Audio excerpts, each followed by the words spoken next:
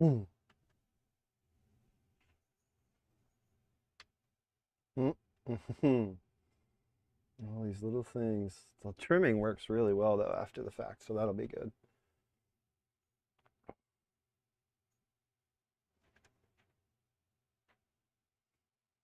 Let me know if you can hear the Stream Deck and the volume on it and all that good stuff.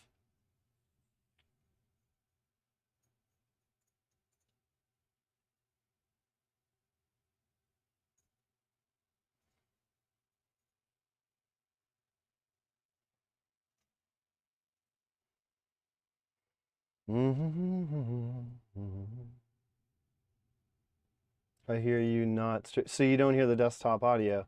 Weird. I don't know why that keeps getting weird. Hmm.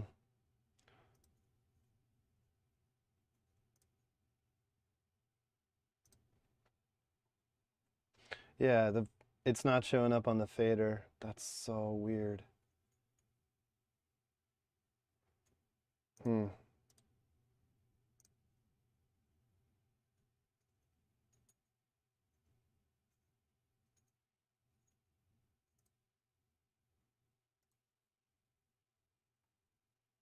Nope, that didn't do it.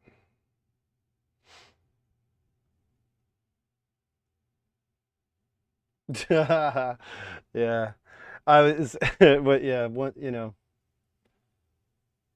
yeah, I know the England game's coming up. I know. No, I just wanted to get it. I wanted to get it set. I mean, because the Stream Deck thing's not working, which is frustrating.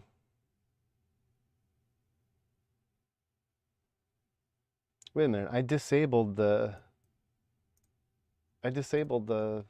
mouse. Why is that showing up?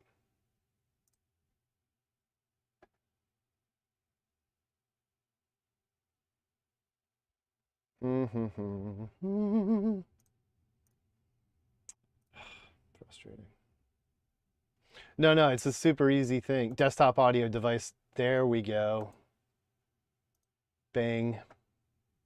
You're fucking joking.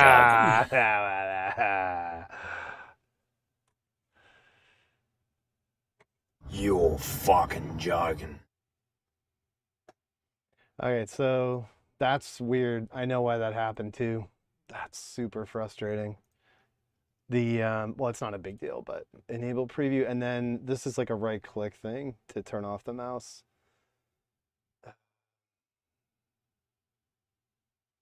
But I mean, seriously, you got to watch Senegal. I mean, come on, it's not going to be a match. um,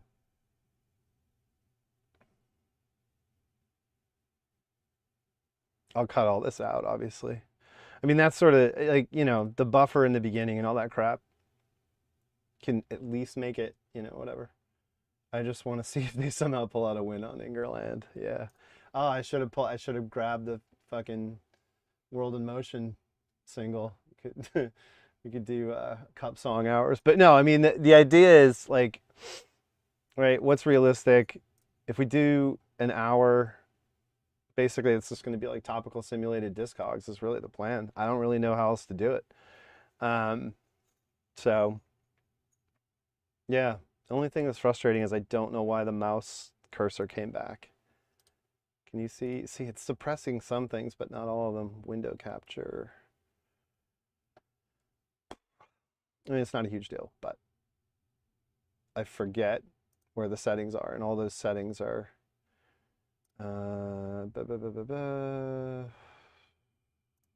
output, hotkeys, video, audio, and it'll be interesting to why that didn't save. I'm pretty sure I know why the audio screwed up because I had to reset a whole bunch of capture cursor. Got it. Okay. And it killed the whole thing. Aha. It was the leftover from before. Cursor gone. Nice. Someone on the server paid $50 for SCA control on colored pressing gatefold and the CD goes for $7. Yeah, I mean that's what this channel is going to be about, right? It's, you know, the tagline on the Twitter account now is vinyl is copium, man. I mean, look, vinyl's always been a lifestyle choice since the introduction of the CD. Were CDs not mastered well for a long time, for a decade or more? Yeah, they weren't. It was new technology. All the people who did mastering and were responsible for professional audio production were used to doing vinyl. And so they just didn't understand how to take advantage of the medium and do it right. And then once they did, they completely overcompensated, and we had the loudness wars and, you know, all that crap. We, you know, anybody who's a music fan probably knows about and would be concerned about collecting CDs would know about the loudness war. You know, the big high ticket items there being the Bowie remaster of, I think it was it Funhouse or the first Stooges, one of the Stooges records. I mean, it's legendary. Literally, there's no air in the waveform. And then Oasis, you know, that was one of the first ones. There's a comment famously in the Live Forever documentary where, I don't know if it was in that documentary or another one, but there's a comment that, like, you know, for a period of a year, Oasis was the loudest CD out there, like, because it had been mastered louder than anything else. So if you put it on in a pub, it was like 5 dB louder than the last track. It was actually like a brilliant, totally screwed up asymmetry that, like, if you were living in England at that time, it was extremely observable and noticeable and bizarre. So yeah, and then of course Californication is another key one. Yeah, Raw Power, that was the one. I mean, it's just absolutely disgusting how bad that sounds. It's fun, like, it's funny, but it's stupid. So I guess what I was saying though is, like, I don't want the channel to be like, you know, I have tons of vinyl, but I'm totally comfortable with the fact that that's a vanity thing. I want to hold the vinyl. Like, and in some cases, yeah, I'm a sucker for colored vinyl too. But there's no argument, like, a CD is a digital store of the master of the album. Like, sorry, unless you have a 2-inch reel in the back and the actual masters, it's your best option. I mean, DAT was the best option, but it just never took off. It was too expensive. So, you know, that's what we talk about. There'll be, at some point, if I continue to do this and it goes anywhere, we'll do an intro channel. I mean, this is gonna take a long time for it to get around. Like, we got like 1,800 subscribers on the old channel that wasn't even a real channel, where I was doing the live streams during COVID. You know, how and whether that gets filtered out, I'm not even tweeting this out yet. Like, I'm not, we're gonna go and we're gonna go through it, but until I'm actually sticking to it and we're doing it on a schedule, you know, the plan being Sundays at 2 o'clock Eastern. That way, you know, people in EU and other time zones can tune in. And then Thursday nights on the East Coast, 7 o'clock. I mean, twice a week for an hour should be realistic. We'll see how it goes. So yeah, the first topic on this one, mini disc, the failed hero. I got tons of mini discs. Yeah, well, I got the key. I'll probably show that I have to save it. I'll have to save the Loveless mini disc for a more a more dramatic flex than this. So the topic for today we're gonna do. So this should be a repeatable thing, right? We try to build a $50 cart. Like, considering what people are paying for streaming services on a monthly basis in aggregate, a lot of people can probably afford $50 a month in a shopping spree for music. The thing with it is like, where do you find the value? And despite the articles that have been written, I mean, look, the majority of people who started, you know, and are even here and would ever be aware of this, like, we were in on the whole CD thing really early, because it was ridiculous. CDs basically were considered valueless 5 years ago. They had absolutely no value. You get them for nothing. The fact that you could even, like, people were even bothering to sell them. So it's weird, because I suspect a lot of CDs have been destroyed. There's somebody I've been following a long time on Twitter, Bruce Levenstein, who has a similar feeling, and I totally agree with him. I think the CD market as it exists, particularly with respect to independent music, is extremely opaque. I don't think there's many copies of a lot of this stuff out there, and I don't think people realize that. But meanwhile, you know, you'll see people trying to get silly money for some CD based on, you know, it's a promo or it's the Australian edition. I mean, when you start going in for people worrying about where and when a CD was pressed or mastered, that's pretty thin air. I mean, that's Steve Hoffman world. I don't go in for that, because honestly, once the record is sealed, you can't, there's the label doesn't have multiple copies. There's not multiple masters, generally speaking. It's extraordinarily rare that there are multiple reference masters of a recording of an album. One that I am convinced is actually different was, which I mentioned earlier, actually, is the My Bloody Valentine mini disc, because that did have to be separately mastered for A-Track, the compression algorithm on mini disc. And I got it and I ripped it, and it's absolutely, it's crazy different. The signal response, the headroom, all that stuff is completely different, and the peaks are different than the CD. So that's a prized possession. That said, it doesn't sound natural at all. It's really hot. The bass is overdriven, the treble's overdriven. Yeah, it's pretty nuts. So we're gonna try and build a cart. We're gonna shoot for $50. We may go slightly under, may go slightly over, based on the fact that this silly thing is coming out. So the Strokes have announced that on February 24th of next year, they're gonna release a $125 box set of 7-inch singles spanning the first, looks like, 3 albums. And I mean, this is just the height of stupidity. The Strokes are a CD band. I mean, yeah, their image calls back to the 70s and to the vinyl era, of course, but they didn't sell anything on vinyl. Vinyl was about as dead as it ever got when the Strokes were big.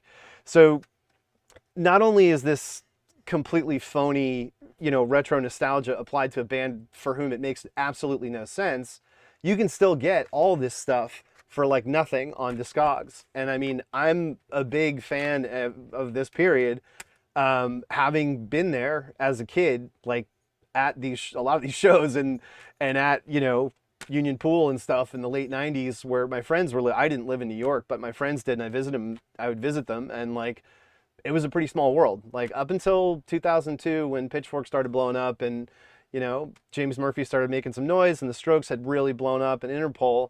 Prior to that, there was a good 3 years where like it was really kind of undergroundy. And there's a book by Lizzie Goodman that I did a live stream in my old era about, that was recently turned into basically just a compilation of stupid footage and hubris, called Meet Me in the Bathroom. So that period is it's weird. 9/11 CDs were so popular they were gouging them for $17 a CD. Yeah, no, it really was. This was the bottom for vinyl, the early 2000s. It was just toast. I mean, people looked at colored vinyl the way I think they still should, which is like, it's a gimmick. You might as well be listening to like the Monkees I mean, colored vinyl is just such copium, man. It's so crazy that people are spending, and you got to be rich. I don't know who the people are that are dropping $50 on colored vinyl editions. Like, I don't like this. So music's going to become like a rich person's pastime. That's disgusting. And this is right there. And like, look at the Guns N' Roses Appetite box. Everyone's going for the high ticket items, and it's working, or they wouldn't be doing it. People are willing to pay $125 for this completely fictitious little thing that, it almost looks like it's designed to look somewhat like the old Rolling Stones MFSL box. It's gross. And the point is this, like, if you're not already CD gang, that's what this channel is theoretically about. Like, this promo, it's still got the plastic on it. This is just a 3-song slug, which has a live version of Last Night that's really good, and Trying Your Luck. But like, this was getting handed out with drinks at the Mercury Lounge, like every night. Like, I mean, this thing, there are so many of these out there. And also, it dates from the correction to the cover. It dates from the Mandelbrot cover, not the original, Derriere cover, which is obviously far superior in the Genuine article. And like, that's a piece of vinyl I'd love to have, even though it's ahistorical and makes no sense because nobody had Is This It on vinyl. That's a gorgeous record. That's a tribute to the notion of the form factor of vinyl that I think is completely appropriate. And I mean, one day I'll get it. My cousin burned that CD for my dad. Yeah, I mean, this time period, I've talked about this a million times in live streams and things like that.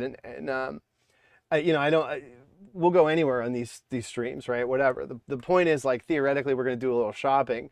But yeah, I mean, this was an absolutely incredible earthquake moment. They don't come around much, but they do come around. It's not like when it was happening, people were writing articles like the Strokes are the last great rock band ever that will ever be. Well, of course they're not. I mean, there's going to be another one. I mean, the amount of noise that happened around that Future Islands song was pretty comparable to when the Strokes popped up. I mean, yeah, they lasted longer and in a more, you know, profitable and substantial way. The Strokes did. But, you know, bands come up. Odd Future happened. Grimes happened. Things can keep happening all the time. That's why you got to stay around. 180 gram vinyl is a positive selling point. Then buy the new double gatefold vinyl edition of Finally Boys Ashes in the Sea on MutualSkies. I'm shocked at how good that vinyl is. I couldn't be happier. It's so sick. I'm actually, you know what? I'm going to tweet this out. Hold on.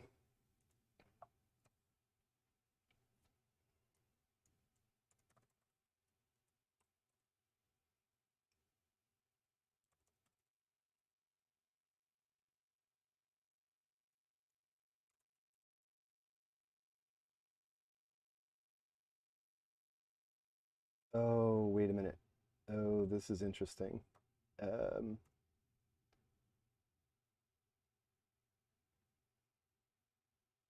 okay, we're gonna have to figure out what's going on here. Huh. Um, Whatever. I'm just gonna tweet it. So you know, the handle thing happened. YouTube has introduced handles, so you can claim your new handle or whatever. Well, it bizarrely, I forgot. Obviously, Twitter has handles, and so Twitter is grabbing and Twitter is grabbing and auto formatting links that contain @ So I was trying to paste the channel instead of this particular stream, but hey, that's how it goes. So yeah, sorry, this is going to be annoying because this is all new and it's not like taking off and going. So there's interruptions here, and if we keep this stream, you know, that's a shame. Having technical junk, I can edit it out. Probably that's what I'll do. But so yeah, this is absurd. If you like the Strokes, this is the period correct way to collect the Strokes, is on CD. Specifically, I think what's great is the little plastic CD singles and all those tchotchkes. So what we're going to do is try and build a cart, like I said.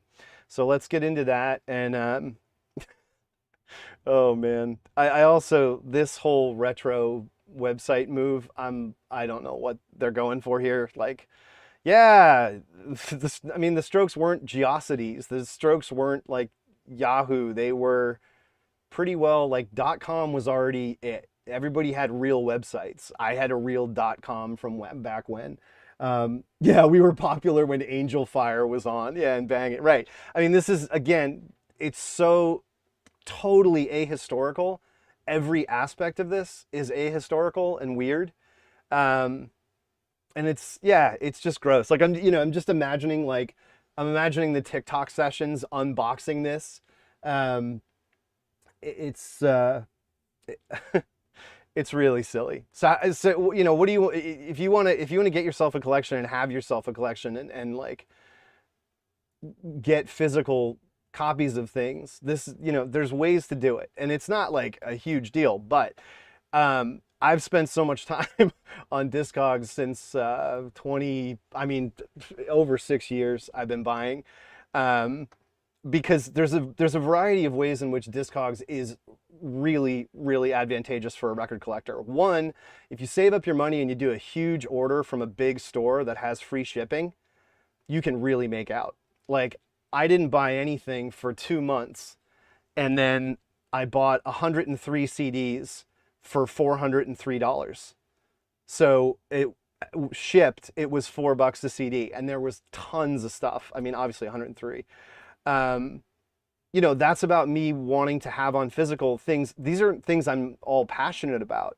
Like, I'm actually building something of a museum of, you know, the reference physical object of all these things, because frankly, they're relatively affordable. Like I said, if you're paying for Spotify, Netflix, and Disney Plus and whatever, and you're going out to eat once a week or more, you can probably afford, if you just, you know, manage your money and whatever, a $50 little basket on Discogs and just chip away, and try and cost average this stuff. It's, you know, It's really fun. I mean, as a music collector, to me, the effort involved in going to an actual record store, it's rarely worth it anymore. One, there's so few of them left, sadly. But two, physical brick and mortar record stores are more often than not overcharging. Sorry, I'm just going to move the mic. It's pointing the wrong way, I think.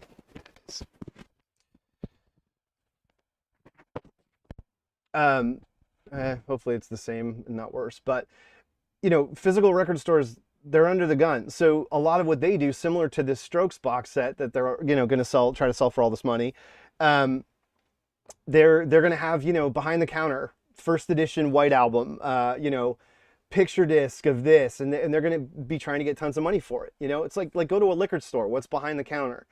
$700 bottle of Pappy Van Winkle or whatever, like Johnny Walker Blue. Retail stores are driven by high ticket items. The bulk, the slog, they rarely get people who are going to come in and buy like $52 CDs. The other spot we always talk about is thrift stores, and obviously that dollar stores and thrift stores, you can really start a nice collection there. And those are all topics we'll get into down the line, as we keep potentially going with this idea. So what we're talking about is the Strokes singles that will be coming out in some cheesy 7-inch box set, repress, rehash. And, these are the ones I've accrued so far. This is a promo, but as we go through this, I did prep and look at some of this quickly. There are people who think this is really rare and expensive, which is absolutely asinine and silly.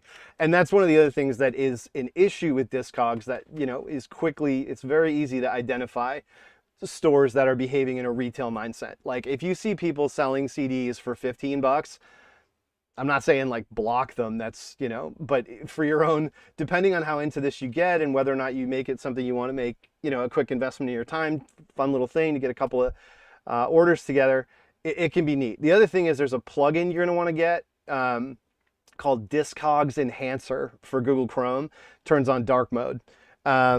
That's very clutch. You definitely want dark mode if you're going to be browsing Discogs, because the eye fatigue is real.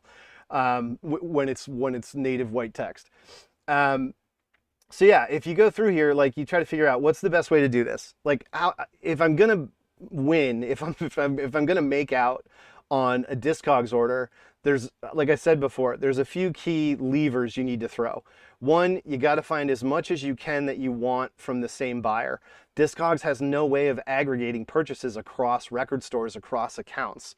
So that part of it is just reality. Like you would have to create a separate overriding warehousing service that all these record stores all over the world in the country could mail their stuff to, so you could then assemble a unified order, and there's no way. Financially, it makes no sense. So that's why the best you can sort of do is try and find a good target as a seller that gets your cart sort of started, and then fill it in with other good value, and then you can get yourself, $50 worth of CDs shipped, right? And how many can you get and all that. It's a fun pastime, and Discogs, there's ways to make this easier. One of the biggest ways to make it easier is actually to start here, which is the actual complete number of, and it's not accurate because people mistag things all the time, but there are properly accounted for and attributed to this entry in the Discogs database, 6,423 recorded pieces of music by the Strokes. So, I usually, if I'm trying to get a value bag, start there. Of course, you also want to have 250 as your scroll, because it'll go. Obviously, for me, I'm in the United States. There have been times when I'm looking for something extraordinarily rare that I have bought from ex-US sellers where it's been worth it, but it's like 10 times in 5 years. Like I don't do it much. So for me, we're going to filter it down again to the US, and then we're going to go filter it on CD. And so at that point, because I mean, again, vinyl is just not. Discogs still got that 2005 layout. Yes, it's pretty awful. I mean, this is the other thing about doing this, right? Like, this presentation is a little bit rough, but, if we're going to be doing this and it's going to filter through, the browsing is unfortunately sort of part of it. So, I mean, this is now we've only got 703. There are 703 CDs for sale on Discogs shipping from the United States. So that's a pretty solid filter. That's only, few pages of 250 scrolling. But the key thing, like I say, if you want to make out on values, you got to sort by seller, not by the thing you want. And that's not really intuitive.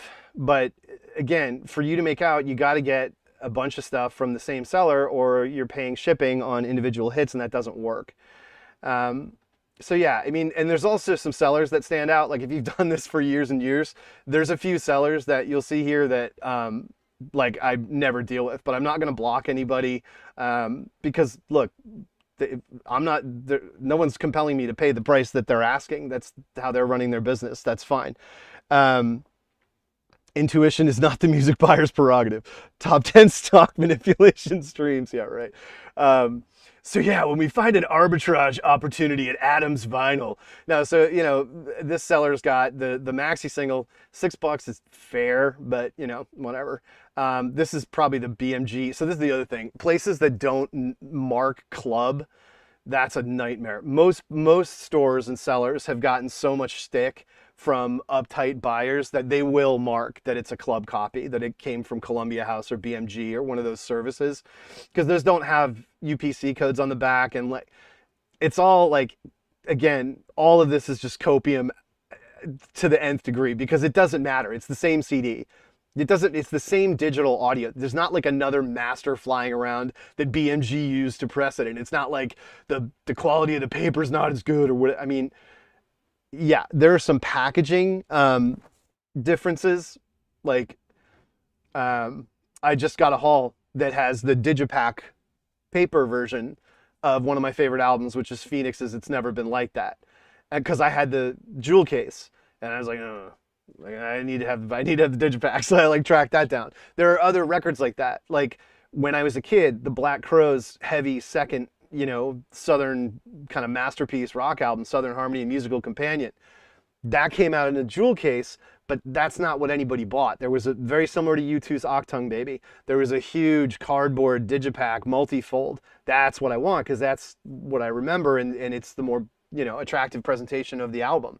Again, U2's Octung Baby, another one where you got to have the Digipack, and unfortunately those things don't always stand up. So you're dependent upon the integrity of the seller, and you know how well they, how well and how honestly they are accounting for damage and whatever. Like if you see a plate, like, if you want to get crazy with this, so you know potentially as this goes on, I may end up getting a Google Doc that lists all the records that I talk about in detail and what video they're talked about and stuff, so that if you're curious, you know where to go, and you know it just helps everybody navigate all this, because it's impossible to really truly get like a band focused session out of shopping on Discogs. It always goes sideways, because I'll go into the store and I'll start skimming, and then I'm like, oh, and you go down rabbit holes all the time. My dad has Tool fold-out CD with the goggles in it. Nice. Yeah, I mean, these are artifacts. That kind of stuff is legit. And I mean, you'll find places that are charging silly money for it. It's inevitable, you know. Nothing's worth anything until it's sold, right? It's worth what people will pay for it. The annoying thing about this is also the flood of various artist compilations. Now, you can try and filter this out. See here, there's like the format thing. But honestly, it's more trouble than it's worth. In my view, like, because it can be erroneous, it can, you know, and again, if I take it out, then I'm going into specifically an album or single only, and it's just too much hassle. I mean, when things get crazy with, you know, enormous, I mean, the Strokes are hugely famous. This is a big list of CDs relative to Discogs,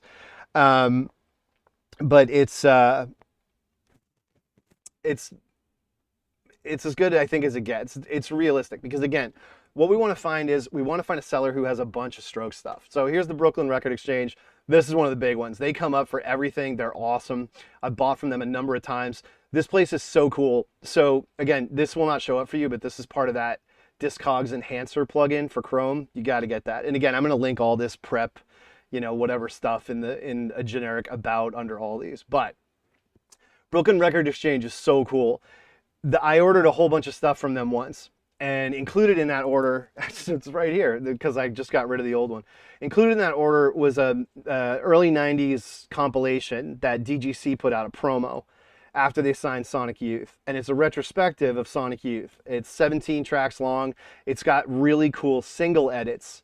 It's got the 3-minute and 50-second edit of Teenage Riot, which obviously is not the authoritative version of the song, but you can get it on here. And there's a bunch of other single edits on here. Funnily enough, though, the Expressway to Your Skull on it is the full 7-minute version instead of like the edit that was on the Star Power single. Why? I don't, because SST had it and they couldn't get the rights, blah, blah. Yeah, see what I mean about staying on track? But anyway, so this went around. I think I got this when I was a college radio music director, like my first year running the radio station. And it's such a good introduction to Sonic Youth. And there's tons of copies of it out there, but there's a specific version that was only released in Europe by Le Rock Incorruptibles. It has 18 tracks, and the 18th track is a unique version of it's called something like Doctor something or other. It's a demo from before Dirty was finished of one of the songs on it, and it's so. They advertised it and linked it to that entry on Discogs, and I knew like it's probably not going to be it, but they really know their stuff, so I was like, it might be. And they weren't. It was not cheap. Like this shouldn't be more than $3.99, $6.99 tops, right? But they were asking a bit more for it, which again made me think, okay, this is finally I'm going to get the 18-track version of that, and unfortunately it wasn't, but within like 2 days they wrote back and refunded it. Like I didn't ask for a full refund. I just said, what do you guys want to do? And they immediately just refunded the full price. And I was just like that's how you do it. That's get repeat business, man. Very smart. Yeah, this also came, that's right. There was a VHS tape and this came wrapped around it. I remember that. I don't have that. But I do have obviously the, all my VHS tapes are over here off camera, but it's buried or I'd pull it out. But yeah, the year punk broke, of course I have that VHS and all that. But Sonic Youth is a really good one. We're definitely going to do an episode based around getting a bag on a Sonic Youth run. So here you go. There's the Modern Age single I was talking about. I mean, this came out, I remember it was New Year's Eve, I think, 1999 into 2000 when that single came out. And I just looked at it and I mean, we were at a huge party during Hell Week, like during, in between Christmas and New Year's in Mission Hill in Boston. And everybody was just so drunk and stupid. And someone was like, came in to the party and was like, you got to hear this. I mean, it was literally like the cheesiest SLC punk, almost famous moment you can imagine. They're like, oh, you got to hear this new thing. And it was this. And they put it on and I was like, oh yeah, I love the Stooges, great.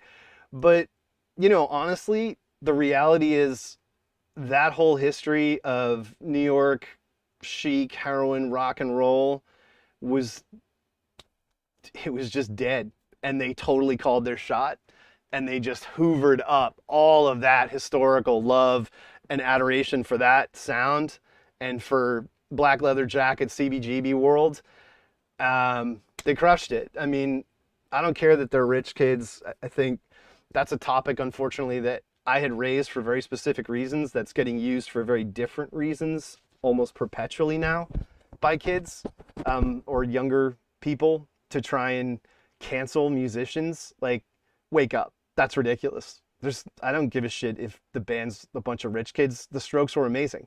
Mark Ronson's done amazing shit. I mean, just get over it.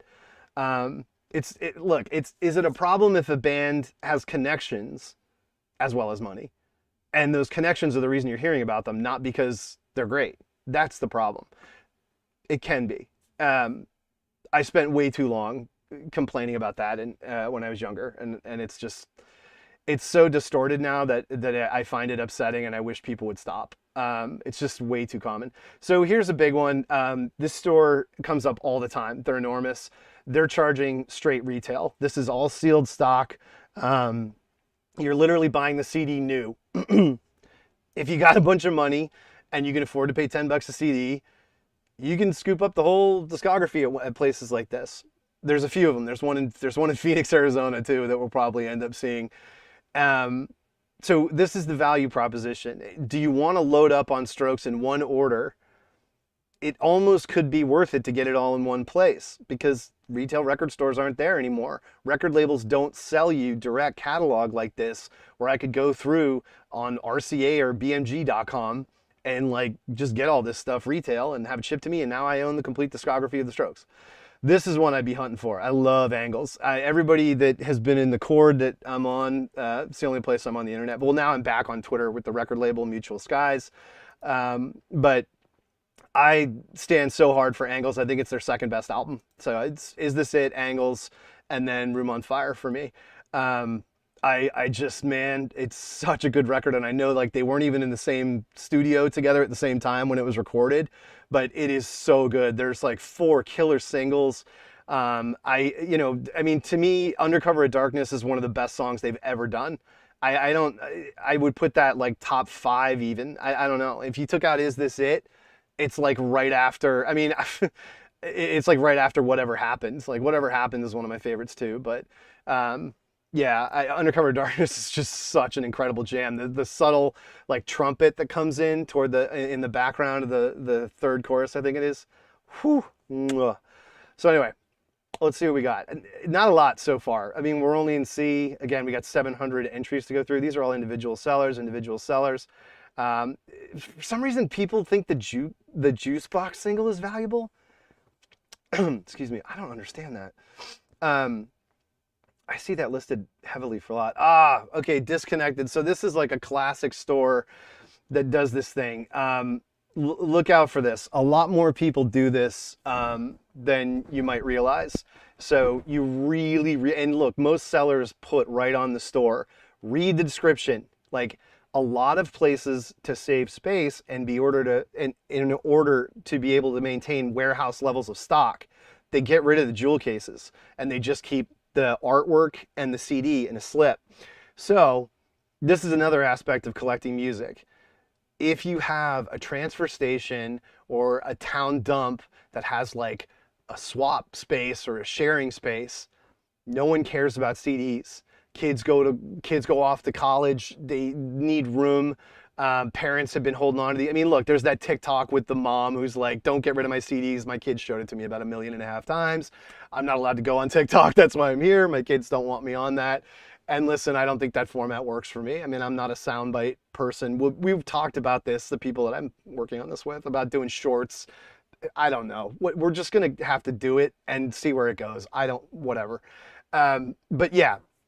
If you have transfer stations or swap spaces or whatever, in addition to thrift stores, you know, look, if a thrift store is selling CDs for $1 and the cases are in good shape, buy them, because then you've got cases. I mean, if you're going to be collecting, it's actually, you know, smart to build up slug cases. I went to the transfer station today and, you know, I live in a town where there are some wealthy people. And so my transfer station's pretty plus compared to most of the world, but like I went today, this morning when I was taking the trash to the dump, Frank Sinatra Gold, case is perfect. 21 Swing Band all-time greats, case is perfect. You know it. Yep, perfect. So I've got cases here in case I find a seller, you know, like that. Those sellers will usually sell for really, really short prices because it doesn't have the jewel case. But if you've got the jewel case, who cares? Something to think about as you get into this. More and more you know, start collecting and really warehousing CDs. Shrek soundtrack is fire. Yeah, definitely. We got some millennials in the cut on the chat. So anyway, Downtown Disc, Dubstore USA. Okay, yeah, this is another one. They come up all the time. So, you know, they're so good about this. Like, to go beyond that and say, case has got scuffs, the claws are broken, that's so awesome. You know what you're getting. I mean, you know, kudos to Dubstore USA for doing it right. So you can get this is the mini LP style, which that's what I have too. The weird one with like the art. This mirror thing is gonna kill me. I should be able to turn that on. on OBS. I'll check into it. But yeah, this is the version of it that I got. It was in really nice shape. And yeah, I think I paid $3.99 for this. It's fucking ridiculous. They're still giving it away, man. People don't, it's not like, yeah, Rob Sheffield finally wrote something about it. People have been writing stuff about it. The best one, obviously, Simon Reynolds wrote, like, in 2013 about the potential future, CD renaissance. I've seen music critics posting, like, hey, I walked by, a dumpster in New York and look what I found. And, it's like 7 Mary 3 or whatever. But, there is, like, you can do more than that. You can make this actually work for you, and you can start to develop a pretty cool, affordable physical collection. And then at that point, all you got to do is install something like EAC. Get yourself a $20 backpack CD burner if your computer doesn't have one, and you can rip it to FLAC, which is totally lossless, perfect file. It's not compression of the audio, it's compression of the data. It doesn't do anything. The audio is CD perfect, 16:44:1. Again, where you live, where you're at in your life financially, these numbers may not be inconsiderable, but you can get like a 5 terabyte drive for like 70, 80 bucks. I have two. Over the years, I've gotten 2 5 terabyte drives, and I just keep them synced with a piece of software called Beyond Compare. It mirrors one drive to the next. You don't have to do anything. Click, go to bed, come up, you have a mirror image of the drive. And if one fails, you get another. I mean, that's the cost of doing business. For somebody who wants to develop a collection. And to me, the CD collection is about the value. It's about getting the best quality of the master, the actual fidelity of the master. And then being able to also create a digital archive of that you own. I don't get in for the whole tinfoil hat, Spotify's going to go away, the internet's going to blow up, Elon Musk is ruining the world. Like, please. But streaming is a convenience, is my point. And not a lot of independent and underground music, the rights are not sorted, and there's no reason for them to become sorted because no one listens to them. This is why the dusters of the world happen, because there's gaps, right? I made a video 4 years ago on YouTube, a DSLR video or something like that, about, the Marie Antoinette's soundtrack is not on streaming. This stuff happens. And it happens asymmetrically and by far more frequently to independent and underground music, which is what music nerds tend to prefer, right? Whether we're talking hip hop or we're talking old country or whatever. There's an obscurity, scarcity tax, and it's really indeterminate. And it's compounded by the fact that the rights for these records are not attractive to the big three, to UMG, to Sony. They're not going to buy the rights to, like, Seam's The Problem With Me. And there's the next Numero Group box set, more than likely. Seam, Idaho. Like, they got Codeine, they got Bedhead. I don't know why anybody would have invested what they did in Duster, but I'm wrong, because all the TikTok kids, of course I know Duster. Great, I threw that CD in the trash at the radio station when I got it. It was so bad. Whatever. You guys go jam out to Stratosphere. So anyway, so Dubstore USA is another one here where they've got tons of stock, but they're asking pretty solid median prices. This is kind of garbage. I can't stand this, but if you're an Obi Strip person, okay. As far as the Obi Strip market goes, you're either on that rock or you're not. I don't smoke the Obi Strip rock, but Obi Strip people are bananas, and $10 for an Obi Strip CD is not that bad. This for anybody who's like an object Obi Strip person, this might be a good store to hit. If you don't already have much stroke stuff, you could clear this out. You're paying premium ticket, and listen, I mean, from the prices they're asking, this isn't going to work. Like, I wouldn't go there. But if you can afford $8 a CD, you're going to clear the shipping in no time. You can get the Strokes a pretty heavy jump start on the Strokes entire discography at retail prices from this seller.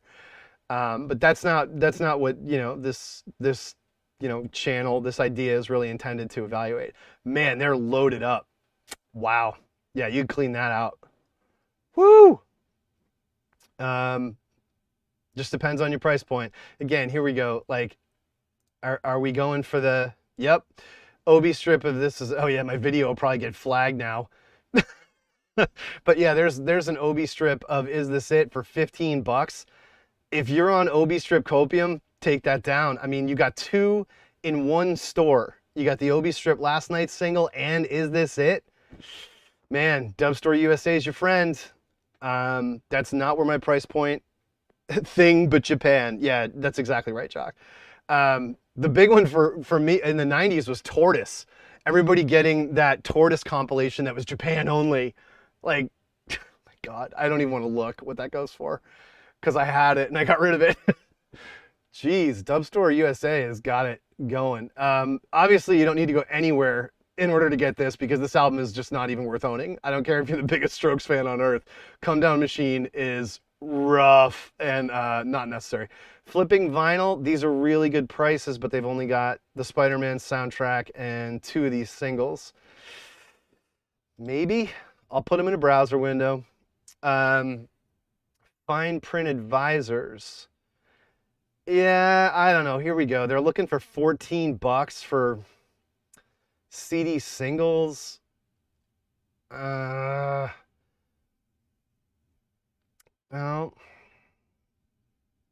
I don't know. I mean, maybe could put them in there in the running.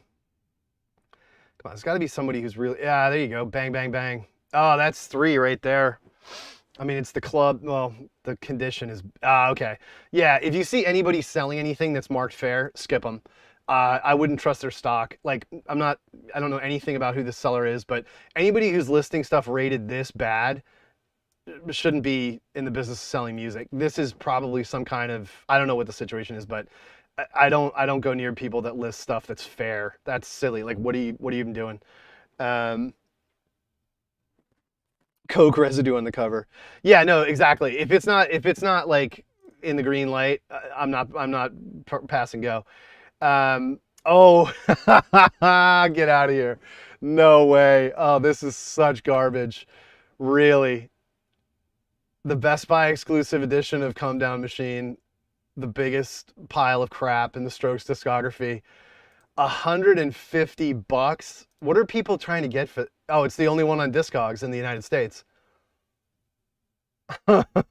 Man, the crap that people think that they've got in their back pocket. I mean, this album is literally unlistenable. There is not a good song on it. Oh, rough. So that's silly. Man, not a lot of multiple hits. We're into J. Surprised. Is the shirt included? Yeah, it's sealed, so it must be. You're fucking joking. What else? This costs more than the DVD of Nacho Libre that comes with the mask. I can see that. Great record. Tap Out is top 10. Okay. Hey, I'm up for that. So that's another thing about, coming back and offering content and commentary. I want to hear that. I want to hear people coming back at me. I'm not here to just like blast out, crap out shit on records and say that's that. I mean, that's how I talk, but it's not reality. Plenty of people love this album. So I guess Billy in chat's going to drop $1.50 large on the sealed limited edition t-shirt of Come Down Machine. I mean, look, when the barely only good song on it is first, that's, to me, that's like a key indicator that you're huffing. They were just in such a ridiculous place at that point. I blame the Strokes. The Strokes are incredibly prolific. Like at that time, bands didn't pump out albums at the velocity that they did. They were phenomenal. Look, you put out an album. It's like, Is This It is basically Boston's debut. It's just like front to back perfect. They did it themselves. They were untouched. They weren't famous. Everything about it is just perfect. You're never going to be able to follow that up. And, they didn't. Room on Fire is significantly weaker. It's weird. It's tense. It's the difficult second album versus the difficult third album. And then, they went into the whole Cars thing and started trying to do new wavy stuff, and everybody had their own camps, and we're dating Drew Barrymore now, and you know, for them to come back and do an album to me as good as Angles is just more like, yup, these guys earned it. Yeah, they didn't need to make music, they didn't need to do anything, but they did, and they did a great job of it. Cool, man. I mean, I'll give it another spin. Why not? What else do I have to do with my time? So Mr. Rogers, Mr. Clean Wax. Oh, Mr. Clean Wax. Okay, what do we got? Sealed copy of this for $7. It's not bad, but a couple of faint marks on the... Oh, it's the DVD one. This is another thing from the 2000s, like all the 2-disc things with the DVDs. You try and watch a DVD now, oh my God, the bit rate is so painful. I mean, what DVDs were, what, 480p, 720p max or something? I don't remember, 1080i.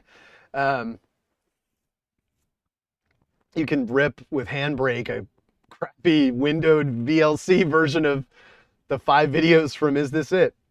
For $10, that's not bad. I'll flag that for now. We'll see. Molecular music dose. What do they got? Interlaced DVD hurts me. Yeah, 480i. Oh boy. Thanks for the thanks for the hit on that. Yeah, painful. Woo. Man, because I've gotten them.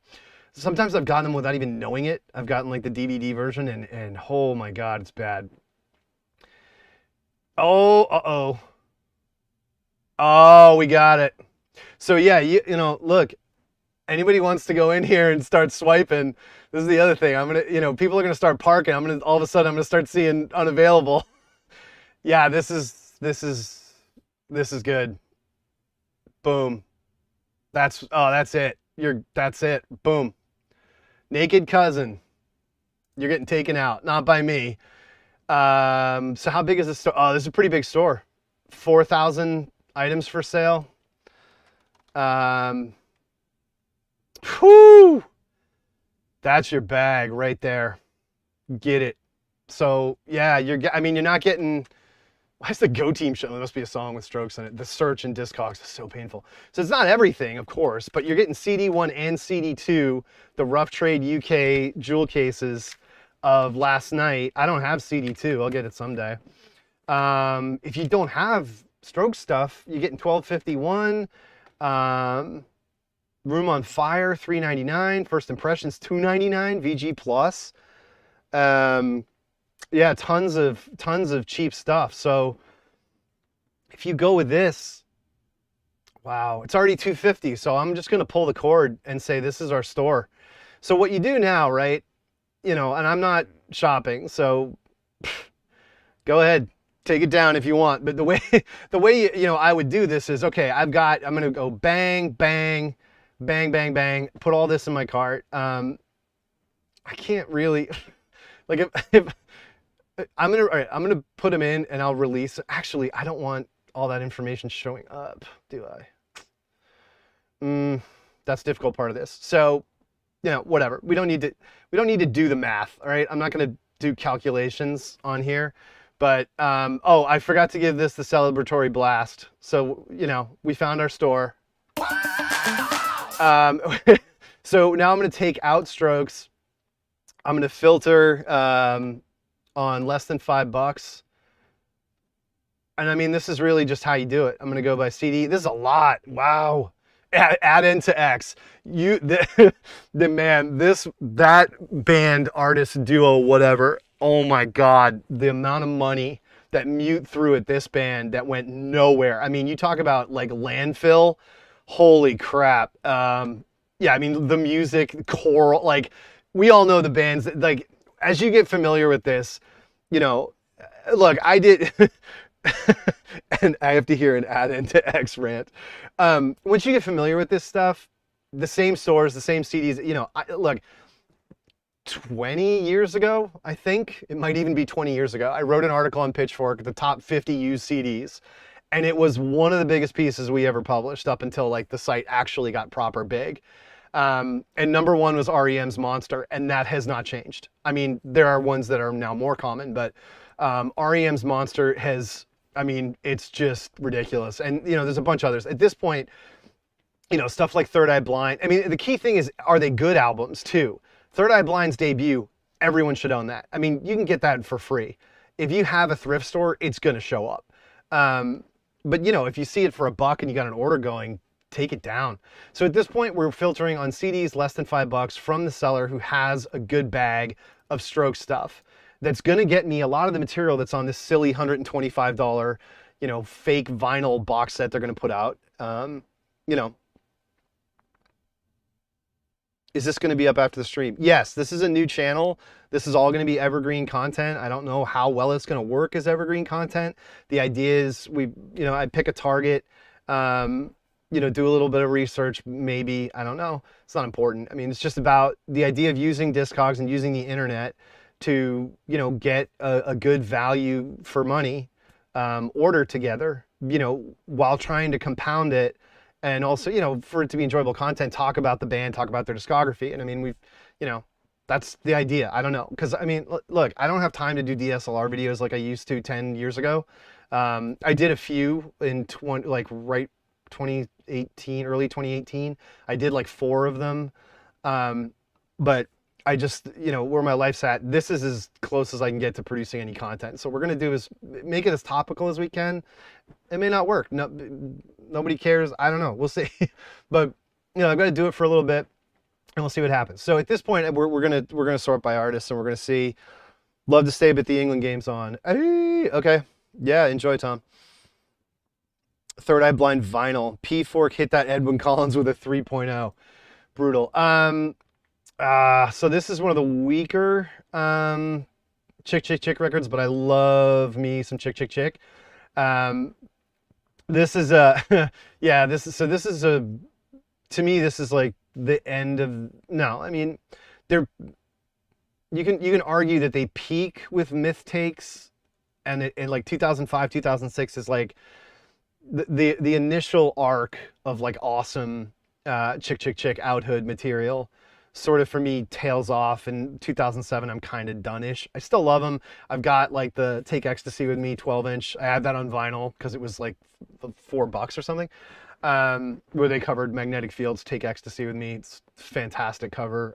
It doesn't beat the original, but 10,000 Maniacs, repeat offender. You can get the 10,000 Maniacs entire discography for not much. And look, I don't know how well they've aged. I loved Blind Man's Zoo as a kid. I always thought In My Tribe was a little bit weak. The production is pretty shockingly mediocre when you consider that they were on Elektra, and it was 1987. Yeah, they didn't age real well. But, you know, compared to how honkin' and explicit and Politico, you know, some other bands have been, I mean, I don't know. I've got all their stuff, like, because you can get it for nothing.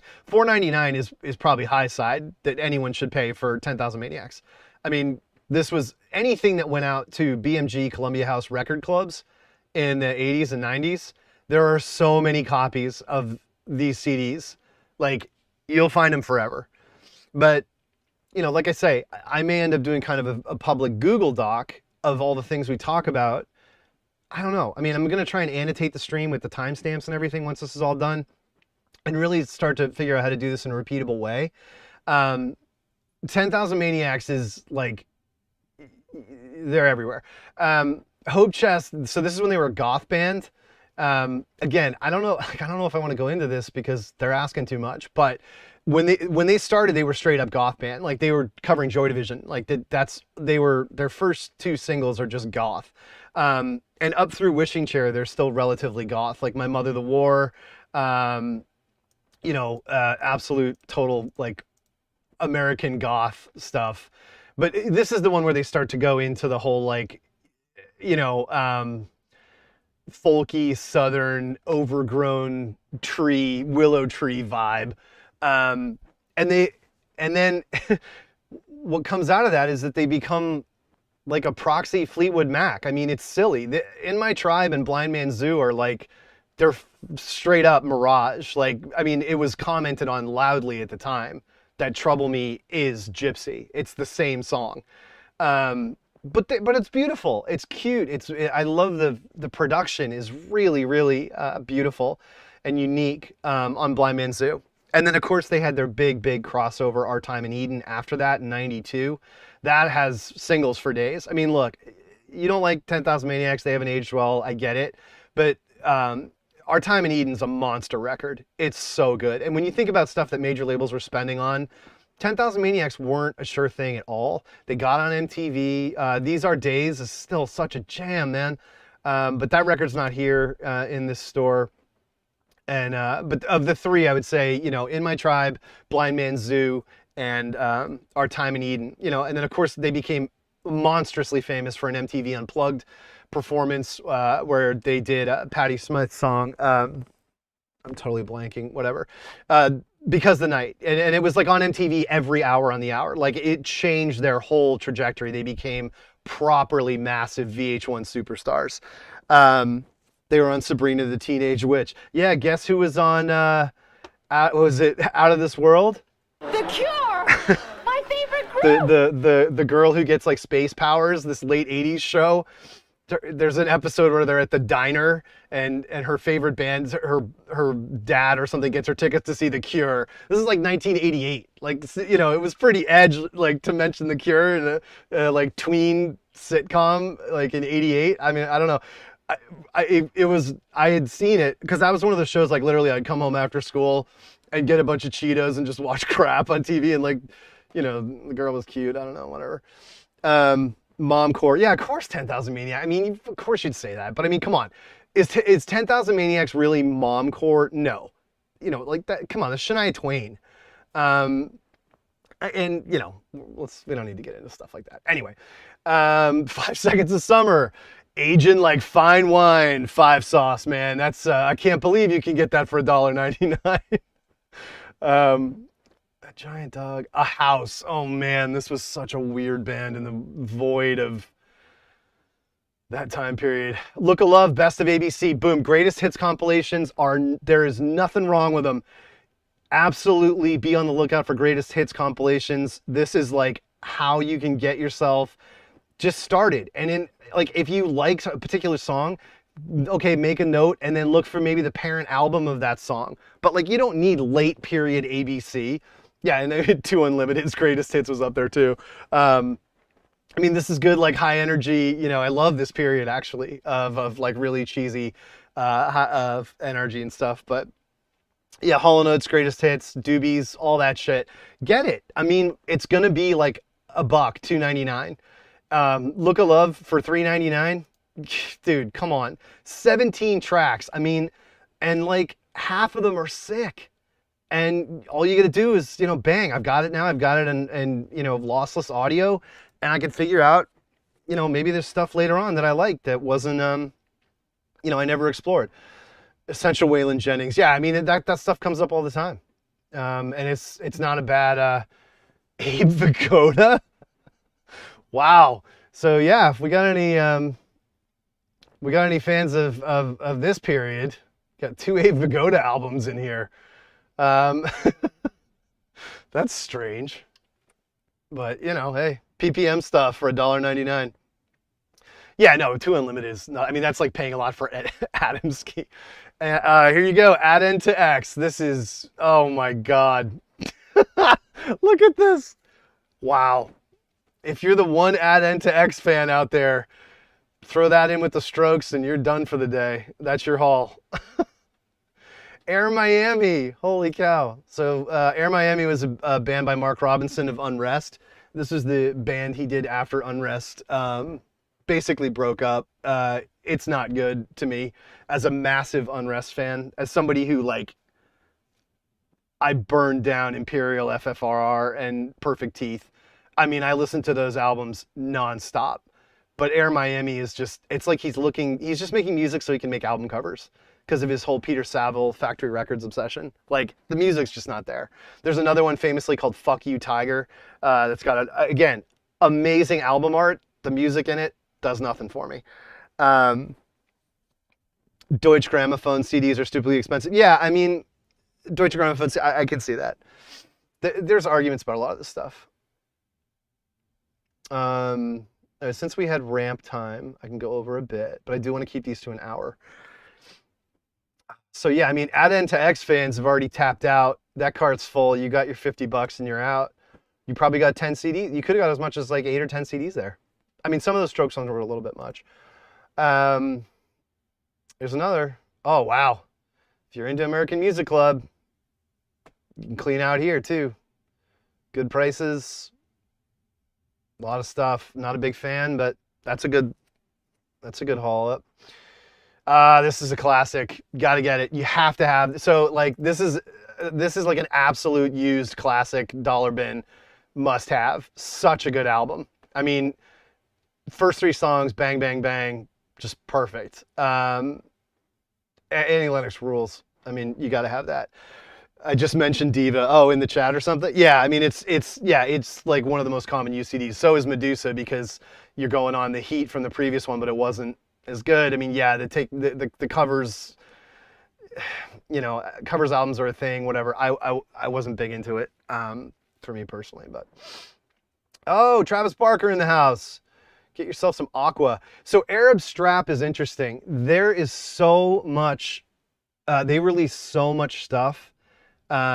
Singles, like this is their first single ever, I believe. Here we go in Trippy. For $3.99 for Trippy. It's a specific ask. You got to be kind of a fan if you're going to go in for this, but I've got it.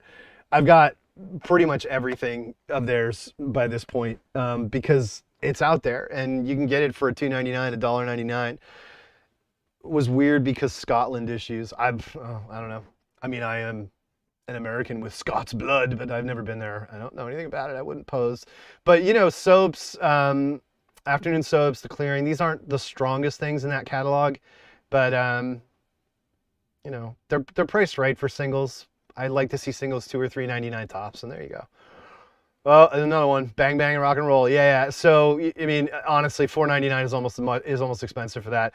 But you know, you're getting it with some singles. You know, that'd probably be a good one.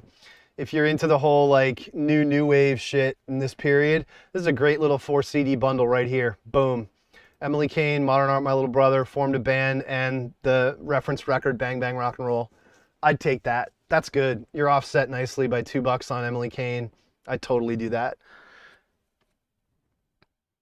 Army of Lovers is so specific. Yeah, that doesn't get around much. ASAP Ferg. Ash, another one. I'm not a fan. If you are, they're a used CD clean out job. I mean, this is par. This isn't even like, wow. Any big store is going to have all the Ash shit. This store is leaning massively UK, by the way. Tons of Britpop shit in here. This is wild for an American seller. It's very heavy into UK shit. But yeah, if you're into Ash, you're also tapping out here, because that's a lot of Ash. Oh my God. We're still going. And there it is, 1977. So I mean, for me, this is the one. I do own this. It's a commendable. Yeah, I have Ash's discography for £3. Connor, I mean, if you're in Ireland or the UK, like if you're in Ireland, Scotland, or England, I mean, this is literally a coaster for a pint in a pub. It is that common. And like the fact that it's been reissued, like forget it. Like Ash CDs are used for like ecological reasons to like patch up walls and shit. There's so many of them. But in America, it's not that common. Oh, the auteurs. Yeah, what's all this fucking Britpop? Is this person like just a huge former Anglophile that's dumping all their shit? Wow.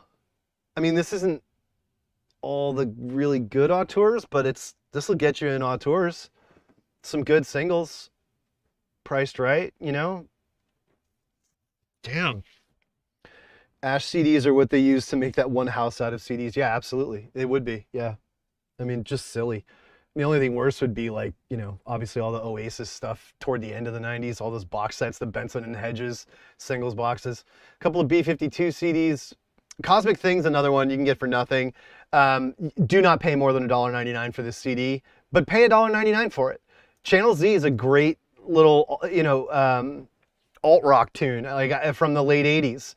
It's great. And you got, look, this is one of the all-time Nile Rodgers productions with Dawn was in Love Shack. Love Shack is a fucking bomb-ass song. It is fucking good. Like, at the time, it was insidiously overplayed and irritating in much the way that REM's Stand and a bunch of, other things like this were. But that song absolutely cracks. Like, you want it. You want to get this. Cosmic Thing isn't bad. Rome is way too long. I mean, Love Shack is too long on the album version too. I bang on about this in almost everything now, about how long some of these songs are. I just don't, if you don't like Love Shack, get out of my face right now. Yeah, I hear you.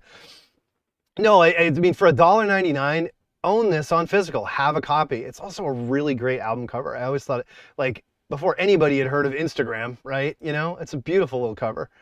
Yeah, so I mean, Cosmic Thing is another must-own for $1.99. You're getting four solid, well-produced hits that are like good pop craft songs. Wild Planet, I mean, this is the difficult one, kind of. Private Idaho's maybe my favorite B-52 song. And of course, Party Out of Bounds is a monster legacy hit. But this one is a very difficult one for obvious reasons. You had a band member going south. It was tough. Backstreet Boys.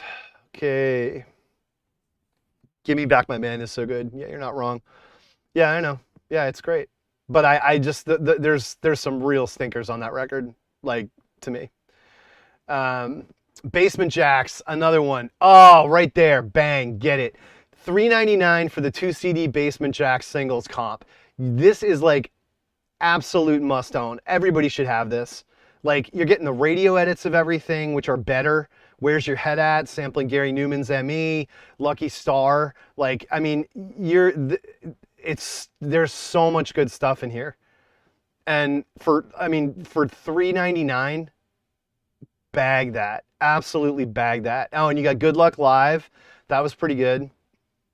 Yeah, I mean, this is such an absolute take. You do not need anything else. I mean, I would also want and have Kish Cash, because I didn't look, but I don't know if Kish Cash was on there. If Kish Cash and the Dizzy Rascal song are on here, then I would get it. There's Dizzy with Lucky. Did Susie not let them do it? Oh, that sucks. Kiss Cash isn't on it. So yeah, you need to, because it's awesome. It's so cool that she did it. You do need to get Kiss Cash then in order to get the Susie collab. Oh, yeah, sorry I keep rubbing my nose. Got some allergy issues right now. Bellin Sebastian. Yeah, so look, Matador, these are the Jeepsters according to the seller, okay? Matador put out a CD that combines all these EPs in one. Look, I don't see the need to get them individually. Up to you. But Bellin Sebastian zooted on stream. Yeah, I know, it's so embarrassing, but it's this thing, whatever. Well, shut up, dude. But anyway, Bellin Sebastian massively overpressed. The demand that was anticipated by Matador did not show up. And trust me, I tried, because I reviewed the box set of these EPs of Lazy Line Painter, Dog on Wheels, and 369 for Pitchfork, and I gave it a stellar review. And I got it. They gave it to me. It was a promo copy. It's their best work to me by a significant margin. The debut, Tiger Milk, and then those 3 or 4 EPs. I would say if you're shopping for them, make a note and look for that unifying disc of those EPs on one CD. Because, I mean, again, it's about having the physical and it's about having the digital. If you're an object art person and you want to, fold the beautiful vinyl copy of Tiger Milk over hand, go ahead. There's a journalist I follow on Twitter who recently went through some of his vinyl and pulled out like a first pressing of Tiger Milk on vinyl. And it's just like, everybody was just like, because I mean, you could get absolutely obscene money for that. And I mean, look, I've got some stuff like that, but I would never sell it ever. Somebody think, oh, the Big Pink. I mean, this also landfill. not this one, the one before it. This is this wonky second album, but Big Pink's first is from '09 or something. It's kind of like it's, I like it. It's mannered. It's not as like, look, there's like shit like Editors. I thought Big Pink were significant. I thought they were interesting. I liked it. I liked that album, the first one from 2009. I think it was the first one. But yeah, that first record, Dangerously in Love. Brief History of Love. I love this record. Obviously, you can see there that I have it because this little indicator comes up. But yeah, I love this. It's a gorgeous record. It's nice and tight, 48 minutes, perfect. But yeah, I don't know. The Future This, by that point, they were. I mean, it's their last album. They were out of gas. It happens. Biss, shout out probably for free refills in the chat. I'm not sure if you go in for Biss, but that's a lot of Biss. Wow.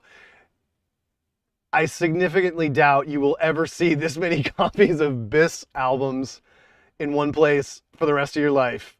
Good Lord. I figured you'd be into that. Take It Down. Yeah, I mean, see, I'm not a fan, but I have a feeling Free Refills is presently bombing this store because there's a lot of shit in her wheelhouse here. Black Box Recorder. Oh, is it the greatest hits? It's the Facts of Life. Black Box Recorder is another good greatest hits target. Keep an eye out. You know, England Made Me. They had some great shit. I mean, it's not exactly, Sound System Bristol OG shit, but they were fine. Black Dice, yeah. RISD. So I mean, I'm gonna have to wrap this up soon. Oh, Black Sheep. Oh God, this album's so good. That's too much though. And it's club. Come on.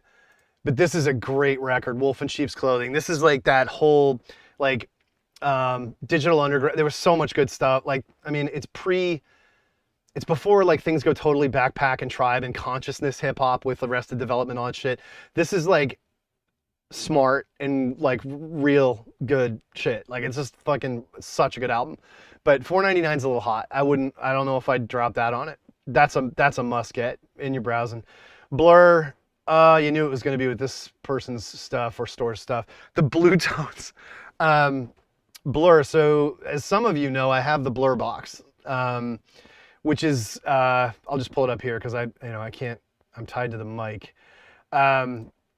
Yeah, I have this. It was some of the best money I think I've ever spent when I see what this goes for now.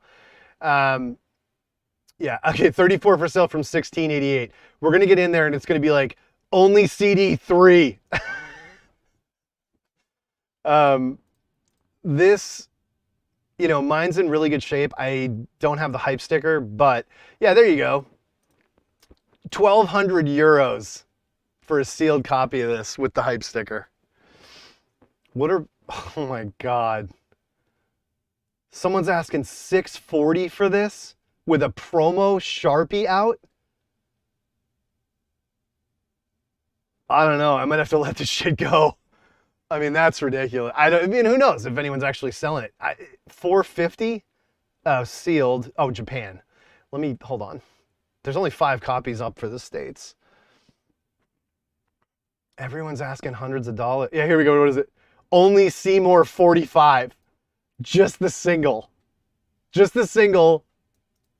17 bucks. Open, all sealed. Okay, that's not horrible. I think I paid list for this, which was 60 or 80 bucks. This is not a bad price. If you want this, somebody might want to look at Valley Tunes and take that out. I mean, if you can afford it, obviously. I'm not spending 180 bucks for it. But as time goes on, I don't know, stuff just becomes harder and harder to come by. And, it's like the Cocteau Twins. Where's our store here? We'll finish up. Whoops. Did I close it? I did. Moron. The Cocteau Twins box set, the singles box set that the Cocteau Twins put out, that it gets damaged over time. People move, blah, blah, blah. And, it becomes harder and harder to get these things, and the market just goes up and up. Bob Mould, yeah, $4.99, way too hot. That's a 50 cent. That's an absolute 50 cent steal. Bob Mould and Sugar, all of their catalog is essentially free. Like it never sold anything. Alan McGee at Curation, in a kind of an asshole move, once said that I think it was this record only sold like 7,000 copies, and they pressed like over 50. So I mean, there's so much of this. There's so much overproduced, decent stuff. This isn't a strong album. Workbook is the one to get, but Bobby Brown, Dance You Know It. I remember when that came out. Bro, his name is Naked Cousin. Yeah, I know. Yeah, no, it's a good store. This is a really strong store. I'm not surprised other people who use Discogs have come across it. And you do, like I say, they become familiar. When I saw the cat logo, I might have shopped this before too. But anyway, we only really made it through B, and we're at an hour. So again, this is definitely a store you can build a massive haul out of. And this is a way to go through and find, you pick a target band and you find something that's well priced, and in aggregate, there's a number of entries from them. You just go through and add to it. It's kind of the best you can do, but that's how you can get yourself, kind of going and shopping in a way that's more a candy flip. It's more efficient than going to a record store. Going through record store racks is fun and social, and I enjoy it, but I never come out of there with anywhere near the value for money that I do off Discogs. And it's because of the ability to do this. Could it be better? Yeah, I mean, you don't hit home runs every time out. It can be hard. You kind of got to find that sweet spot of a band that's pretty big that you like. The Strokes, the Sonic Youths, bands with long stereo lab, big discographies that you don't have a ton of yet. And even if you do, it's a good indicator that if a seller has a bunch of their records and they're reasonably fairly priced, you want to go in there. So that's sort of the technique. Cardigans, man, I mean, talk about REM's monster.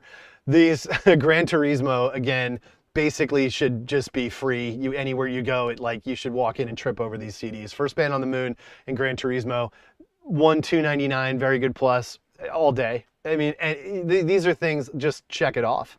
Like, that's part of the fabric of used CD buying. They're in there. I'm gonna do like another 5 minutes, and then I'm gonna see what happens in terms of editing and all that other stuff, and we'll see, if it goes. I do think I bought from them before. I recognize this. Shaka Khan, some of the good greatest hits one if you want to explore, learn about songs you like, and then start diving in the catalog. Chemical Brothers, yeah, I would take that down. I mean, that's an iconic image. Not if you weren't, active music fan at that time, but more than the album, that sleeve is totally iconic, and I love having singles, if they're priced right. I love having the object of the maxi single, because that's a big part of CD culture, was CD singles and all the fleecing that went on, with Bjork and all these other Radiohead doing 7 versions of My Iron Lung. Like, it's indefensible, but Stockholm, $4.99 is a little rich. Love some Chrissy. Chlor. Oh man, that's another one. This was supposed to be a big this is supposed to be like a big crossover synth pop thing in the mid 2000s from Capitol, and this thing, another absolute repeat offender for $1. Barely Real for $4.99. I have this. I got this for $1, Chlor. Yeah, you can get it. Capitol pressed a bajillion of these. They thought they were going to be huge. This is worth $1.99. I mean, just get it it's a postage stamp. Just get it. Barely Real for $4.99. Definitely worth it. I actually have this on 12-inch. Look, I will buy vinyl. If that's the cover, I'll buy it. I mean, this is an iconic release for me as a kid. This is the kind of stuff I bought in the record store because of how cool the cover was. And the name of the band is Codeine, and I already knew him from Frigid Stars. So I am a record collector. I am an enthusiast. I'm not immune to the gravity of vinyl, but it is not a value add. It's not a value option. That's what CDs are, and that's why we're doing this. Colder. Oh, my man. So this dude, I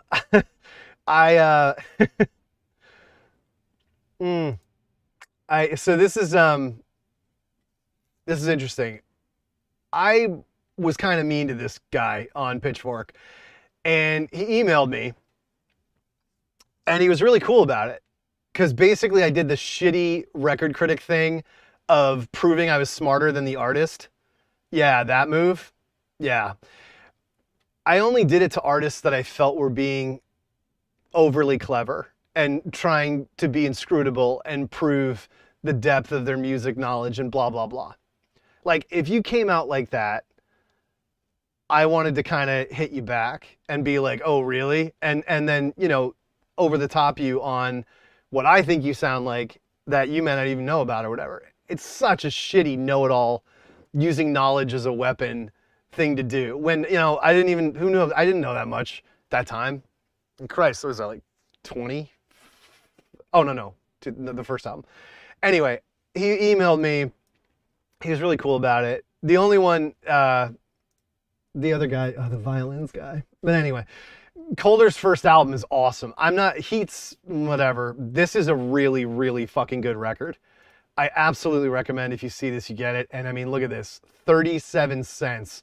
So I'd earmark that one when you're around. It's like it's like really classic cold wave style electronic pop. It's really smart and excellent, and I love it. Skim Bass shares Believe. I'm sorry, it'll never come up again. How did I miss that? Comet Gain. Yeah, we need to go with that. All right, well, you know, again, talk about albums that are used to buttress home repairs across England, corner shops when I was born for the 7th time. Yeah, that they really should start reclaiming these and melting them down for recycling projects like paving roads. What are you talking about? I didn't see them. They're not in here. Anyway, whatever. They're I just found a good CD single of Combs that I didn't have. They were a Boston band on Matador. They had an album called 1111. Anyway, that was awesome. But they have a third album that's really intense. All right, people are calling stuff out now. I can't. Oh, Corona, Rhythm of the Night. Yeah. Craig David. There's a lot of Craig David. But I got to wrap it up. I mean, this is the thing. Like, we're not. Look out! You're hitting me where I live. I already own like 4. Watch when I go to Curve. It's just like all the singles are gonna start coming up in my owned. Yeah, Horrorhead, man. These are 2 singles from Doppelganger. This is one of my favorite artists of all time. Curve's first album, proper first album. Doppelganger is one of my favorites in the 90s. And Frozen, this one doesn't come up as nearly as much because it's on their own label, Anxious Records. Cut copies for your mind, yep. Lots of cut copy. Ooh, Psylob. You don't see Reflex a lot in the States. I mean, this could go on forever. But anyway, yeah, Curve is they're not on streaming. They won't put their stuff on streaming. And they had their own label, Anxious Records. So it's never going to be on Spotify or Apple Music. It's only on Bandcamp. So this was one of the best. It's the only like 50-50 dance pop shoegaze band, industrial kind of dance pop, combined with legit good shoegaze. I mean, Kevin Shields worked with them. They're completely embraced and legit. I mean, they come from a sketchy major label background and whatever, blah blah blah. You know, sell out this. Yeah, they even this shitty band, State of Play in the mid '80s that was god awful. I get it, but the material Curve did from '92 to '95 is just all great, so good, and it's only on physical or Bandcamp. So definitely, if they come up, recommended. Daisy Chainsaw, I just got this. I got it for $1. Lovesick Pleasure. So Daisy Chainsaw only has like very little. This is one of the quote, the last really of the quote blonde bands, as they were derisively sexist referred to in England. Dandy's is another one. Dandy Warhol's. If you pay more than $1 for any Dandy Warhol CD, you're nuts. But you should. For the first couple, they were great. Yeah, the Daft Punk single was up there, Around the World. I mean, come on, that's, again, a lot of the bands like this, like, yeah, Homework, they're landmark albums, but I'm good with the greatest hits for the most part on a lot of those acts. The only problem is a lot of times the greatest hits have really bad remixes. Darling Buds, yes, another late 80s pre-Nirvana Utopia band that I loved. Crawdaddy is like their Pixies ripoff album with Makes No Difference and Crystal Clear. They were a dead center bullseye blonde band, and this is the video. Like the UK press, they were talking about the Primitives, the Darling Buds, a whole bunch of bands that had really attractive blonde female lead singers who were also awesome singers and great musicians. So like, shut the fuck up. But it was the 80s and that shit happened. The Darling Buds' whole discography, there's only 3 records. This one here is pretty rough, Pop said. I mean, I've got it, but Crawdaddy and Erotica especially is their shoegaze album. I've talked about it a million times. I talk about it in the old shoegaze videos, which I might upload to one of these channels at some point. I'm trying to see if I can fix the audio on them, but Sure Thing, Gently Fall. There's some really, and Please Yourself is good too in One Thing, the opener. There's like 5 really, really good, you know, look, it's mid, it's C plus shoegaze, blah, blah, blah. They're not My Bloody Valentine, but, you know, really, really good used CD pull. If you ever see them and you're trying to build up a basket, recommend it. Hit Death in Vegas again. Landfill, you'll find it everywhere. So yeah, I'm gonna finish out at D, and we'll be done for this session. And so the plan is to do this Thursday evenings at 7 o'clock American Eastern time, and then Sundays at 2 o'clock. You know, to try and be open and available for anybody in the EU or the UK or other time zones as best I can. This is a couple of good DM CDs, but there's so much out there for Depeche Mode. That's its own video for sure. Yeah, the Divine Comedy. This tour, man, it's like, it's 1997 and I am in Camden. Like, you gotta be shitting me. There's 9 Divine Comedy CDs here? What? No way. I never liked this guy's whole shtick. Like, it's like Lawrence from Felt. It's just, I don't like this whole, I'm Brian Ferry bullshit. I can't get in for any of it. But a lot of people did. If you want, this could round out this cart too, right here. Boom. Really good prices. Whole bunch of good stuff. Satanta issues too. There you go. We were just talking about Dizzy because of the Basement Jacks, Boy in a Corner. That's almost rich for that. You can find 100, another Irish used CD staple for sure. I love Debbie Gibson. I got all that shit. Yep. That was up here too. All that Electric Youth. It's a little rich at $4.99 to be honest. Debbie rules. Little Dolly, Tammy. This is a good one actually. Honky Tonk Angels. It's a fun one. Don't know that. Donna Summer. Mistaken Identity. Doors Greatest Hits. Insert Bruce McCulloch joke here from Kids in the Hall.